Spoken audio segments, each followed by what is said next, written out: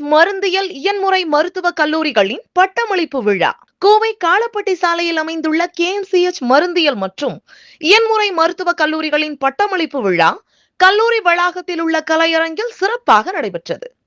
விழாவிற்கு மருந்தியல் கல்லூரி முதல்வர் டாக்டர் ராஜசேகரன் வரவேற்புரை வழங்கினார்.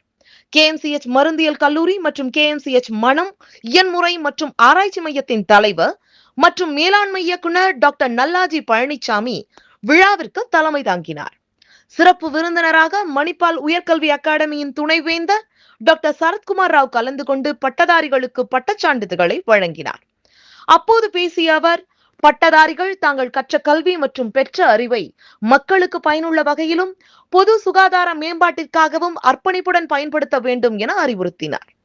விழாவில் மருந்தியல் மற்றும் இயன்முறை மருத்துவத் துறைகளைச் சேர்ந்த 241 இளநிலை மற்றும் 173 முதுநிலை பட்டதாரிகள் என மொத்தம் 414 பேருக்கு பட்டங்கள் வழங்கப்பட்டன.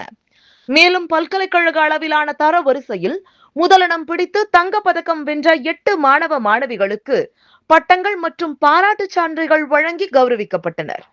டாக்டர் NGP ஆராய்ச்சி மற்றும் கல்வி அறக்கட்டளை அரங்காவலர்கள் டாக்டர் மோகன் சேதுபதி, டாக்டர் அருண் என் பழனிசாமி, திருமதி மதுரா வி பழனிசாமி ஆகியோர் வாழ்த்துரை வழங்கினர். நன்றியுரையை இயன்முறை மருத்துவக் கல்லூரி பேராசிரியரும் முதல்வருமான டாக்டர் கார்த்திக் பாபு எஸ் வழங்கினார்.